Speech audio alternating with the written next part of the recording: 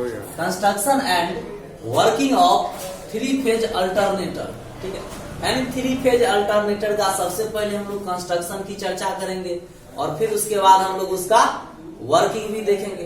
तो चलिए देखते हैं कंस्ट्रक्शन। ठीक है, सबसे पहले हम ये जानना चाहेंगे आखिर अल्टरनेटर होता क्या है। भाई मोटर का ना जस्ट उल्टा वाला प्रोसेस होता है। मतलब मोटर क्या करता था, मैकेनिकल पावर आउटपुट में देता था, बदला में इलेक्ट्रिकल पावर लेता था। मतलब मोटर आपको इलेक्ट्रिकल एनर्जी को मैकेनिकल एनर्जी में कन्वर्ट करता था। तो उसी तरह ये जो अल्टरनेटर होगा ना, ये इलेक्ट्रिकल एनर्जी को ये मैकेनिकल एनर्जी को इलेक्ट्रिकल एनर्जी में कन्वर्ट करेगा। मतलब जो आपका मैकेनिकल एनर्जी होगा, मैकेनिकल एनर्जी किसके रूप में होता है, मूवमेंट के रूप में होता है। आपका जो मोटर का जो रोटर रोटेट कर रहा है, तो वो क्या, जब भी कोई ऑब्जेक्ट को रोटेट कर रहा है तो उसके मूवमेंट के कारण जो एनर्जी उसमें स्टोर होता है, जो एनर्जी उत्पन्न होता है, उसको मैकेनिकल एनर्जी कहते हैं। और अल्टरनेटर क्या काम करेगा, इस मैकेनिकल एनर्जी को, ठीक है, इलेक्ट्रिकल एनर्जी में कन्वर्ट कर देगा। तो इस डिवाइस को हम लोग क्या कहते हैं, अल्टरनेटर कहते हैं। तो सर थ्री फेज अल्टरनेटर क्या होता है, तो जे अल्टरनेटर में 3 गो फेज वाला वाइंडिंग होगा, ठीक है, ओकरा कथी कहेंगे, थ्री फेज अल्टरनेटर कहेंगे। तो अल्टरनेटर का में अब इसका कंस्ट्रक्शन देखते हैं, फिर हम लोग वर्किंग पे आएंगे। तो चलिए देखते हैं कंस्ट्रक्शन।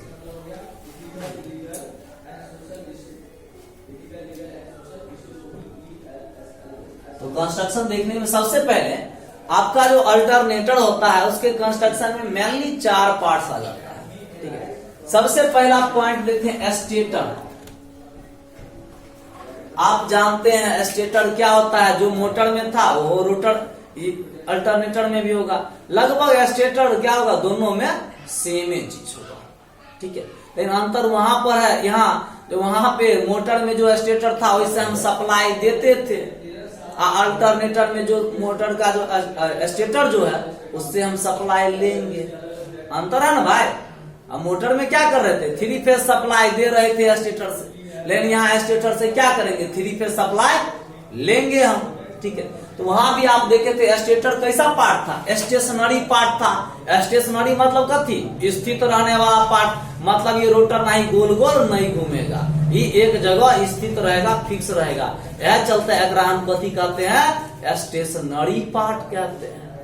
आप जानते हैं स्टेटर में कलहू देखे थे हम लोग, ये 2 पार्ट होता है, एक बोलता है आउटर पार्ट और दूसरा होता है इनर पार्ट। आउटर पार्ट और इनर पार्ट,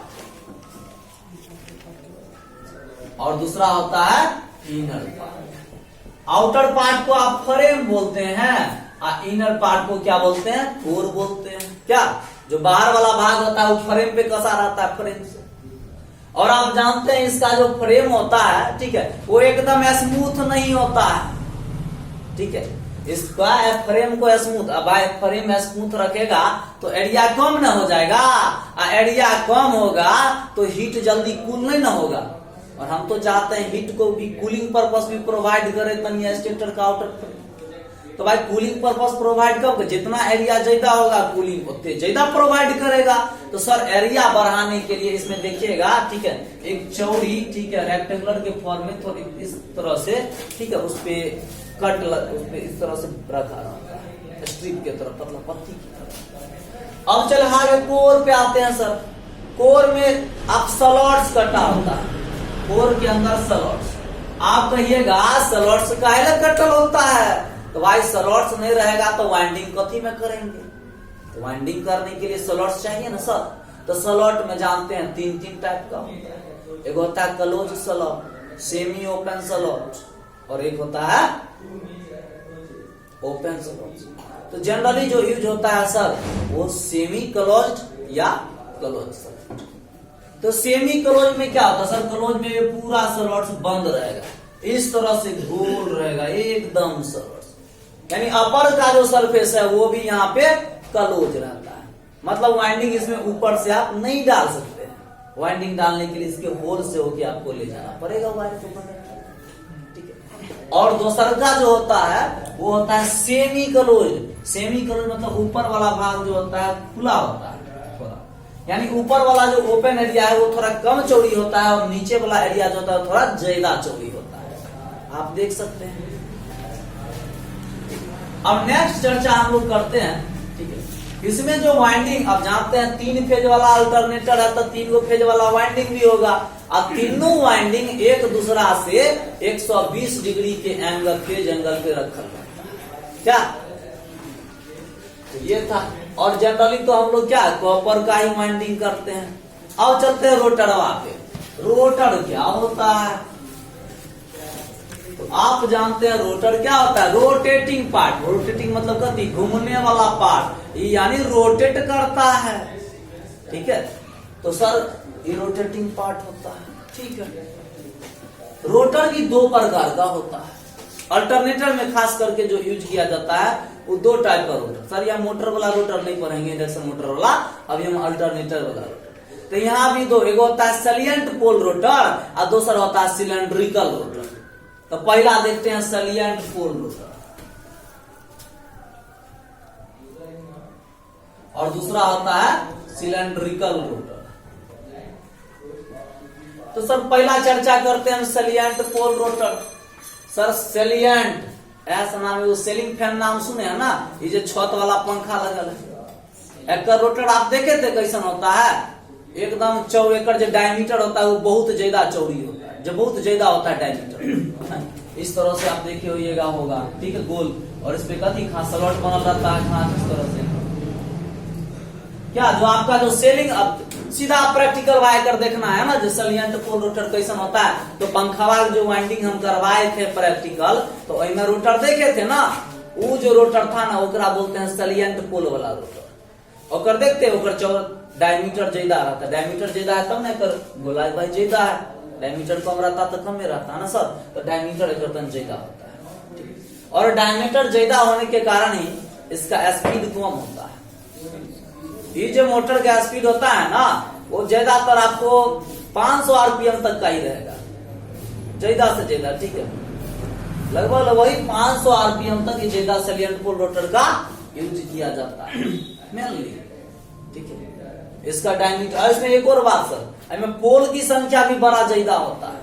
अब जानते हैं जो स्पीड जो आपका डिपेंड करता है किस पे, 120 F/P।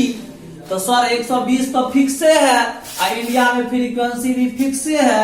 बचा कथी आपका बोले ना बचा सर, तो पोल की संख्या हम क्या बोले, इसमें ज्यादा होता है तो स्पष्ट भाई स्पीड क्या होगा, कम में ना हो जाएगा। कितने सिंपल वाला बात है। तो इस जो सैलिएंट पोल रोटर है इसका स्पीड कम होगा, मतलब जहां पर हमारा कम स्पीड रिक्वायरमेंट होगा वहां पे ई वाला रोटर यूज कर लेंगे। और जहां ज्यादा स्पीड होगा, बच्चल कुचल एक वो चीजें है भाई सिलेंड्रिकल रोटर, तो जहां भी ज्यादा स्पीड की जरूरत होगा वहां पे हम सिलेंड्रिकल रोटर यूज करेंगे। और सिलेंड्रिकल रोटर का स्पीड बड़ा ज्यादा होता है, 3000 आरपीएम तक होता है। अगर पावर कैपेसिटी भी मोटर में ज्यादा होता है, लगभग 50 भाई, इसका लास्ट जो है वो 200 MVA तक, 200 MVA तक का जो ट्रांसफार्मर होगा उस तक में भी इसका सिलेंड्रिकल रोटर का यूज किया जाता है।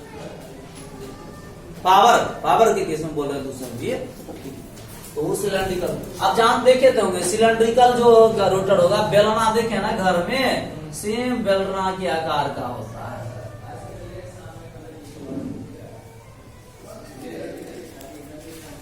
इस तरह एक देखिएगा डायमीटर एक कम रहता है, यानी मोटाई कम रहता है, लेकिन लेंथ जो होता है लेंथ वो ज्यादा होता है, ठीक है। लेकिन इसका जो थिकनेस होगा, जो इसका डायमीटर जो होगा ना डी, उसको कम होता है। और डायमीटर कम होता है ना, जे कारण से कर स्पीड भी बड़ा ज्यादा हो जाता है, ठीक है। तो ये तो सर रोटर था। अब अगला कंस्ट्रक्शन के हम लोग पार्ट पे चर्चा करेंगे, ठीक है।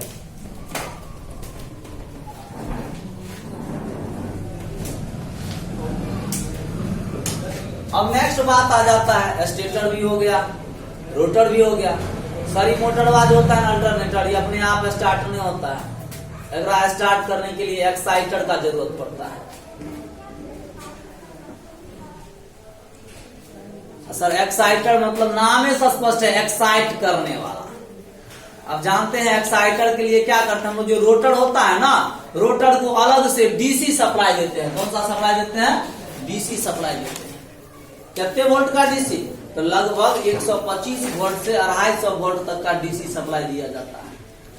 125 वोल्ट से 250 वोल्ट, 120 वोल्ट टू 250 वोल्ट तक का हम लोग डीसी सप्लाई देते हैं एक्साइटिंग। भाई तो डीसी सप्लाई की हम बैटरी से देते हैं? नहीं नहीं, वो जो रोटरवा होता है अल्टरनेटर का, जो शाफ्ट होता है ना, वह शाफ्ट पे एगो और डीसी जनरेटर बैठा देते हैं। ठीक है, और जनरली हम लोग जो जनरेटर यूज करते हैं वो डीसी उंड या डीसी कंपाउंड जनरेटर का यूज करते हैं। ठीक है, वह शाफ्ट पे बैठा देते हैं और उसी से हम लोग सप्लाई लेते हैं, और वह सप्लाई जो है अल्टरनेटर के रोटर जो है सप्लाई देते कौन सा? क्या डीसी सप्लाई देते हैं रोटर? उसमें ना देते हैं, इसमें वहाँ से जनरेट ना होता है, उसमें डीसी जनरेटर लगा होता है। सर डीसी जनरेटर तो शाफ्ट के द्वारा, डीसी जनरेटर तो डायरेक्ट ही चल जाता है, मेन सप्लाई देते हैं कौन सी का, एसी या डीसी? सर सप्लाई तो यहाँ देना ही नहीं है सर, सप्लाई तो लेना है। अल्टरनेटर में तो सप्लाई लेना है ना सर, अभी देना थोड़े है सप्लाई, हमको सप्लाई लेना है। लेकिन एकरा अल्टरनेटर के स्टार्ट करने के लिए ना तनी एकरा एक्साइटेशन की जरूरत पड़ता है, तनी उकसा दो ना। एक तो भाई झगड़ा होता है तो क्या होता है, पहले लोग थोड़ा शांत रहता है, कोई एगो पिन कसने वाला आ गया उकसाने वाला, ला भरा मार दीजिए वह बात है सर। यहाँ भी रोटर के एक्साइट करने की जरूरत नहीं पड़ता है। ठीक है, तो एक्साइट करने के लिए कुछ अलग से सोर्स चाहिए ना सर, तो अलग से सोर्स लेते हैं डीसी सोर्स। कितने वोल्ट के? तो 125 वोल्ट से 250 वोल्ट तक का डीसी चाहिए।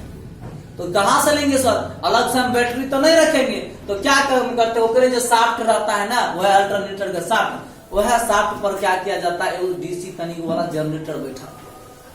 वो डीसी जनरेटर क्या काम करता है, 125 वोल्ट एक्साइटर, यानी जो अल्टरनेटर का जो रोटर होगा ओकरा 125 वोल्ट सप्लाई देगा। तो सर अब एक्साइटर लग गया, अब डीसी सप्लाई दीजिएगा रोटरवा को, तो यहाँ पे दो चीज आपका और बढ़ जाएगा। कहिएगा क्या बढ़ेगा सर? रोटरवा से जो डीसी सप्लाई लगेगा क्या होगा, डायरेक्ट जाकर हम रोटरवा से शॉर्ट कर देंगे? नहीं ना, ओकरा लिए एगो स्लिप रिंग लगेगा, दूगो, एगो भाई डीसी तो एगो प्लस एगो माइनस होगा ना, पॉजिटिव और निगेटिव टर्मिनल, तो दोनों के जोड़ने के लिए कथी चाहिए सर? स्लिप रिंग तो चाहिए ना। और सर दूगो स्लिप रिंग रहेगा तो सटाने के लिए ब्रूस भी तो चाहिए, तो दूगो ब्रूस भी लगेगा, दूगो आपको स्लिप रिंग भी लगेगा। ठीक है, तो एक पॉइंट दे बना लीजिएगा, स्लिप रिंग एंड ब्रूस, एक जरूरत पड़ेगा भाई एक्साइटर से रोटर को सप्लाई देने के लिए। क्या तो चलिए सर, उम्मीद करते हैं कंस्ट्रक्शन वाइकर समझ रहे होंगे कि अब आए वर्किंग पे। तो चलिए आते हैं मैदान में, देखते हैं क्या होता है। चलिए सर अब वर्किंग पे हम चर्चा करते हैं। उम्मीद कर रहे होंगे जो समझ रहे होंगे सभी आदमी। तो सर वर्किंग में की देखते हैं, ये अपन मान लीजिए कोई मोटर है, ये एक स्टेटर है, ये सर रोटर है, ये आपका रोटर है, ये स्टेटर है, इसमें 3 गो फेज का वाइंडिंग है, आर वाई बी। और सर यहाँ से हमको सप्लाई लेना है, अल्टरनेटर है तो सप्लाई तो स्टेटर से हमको लेना है।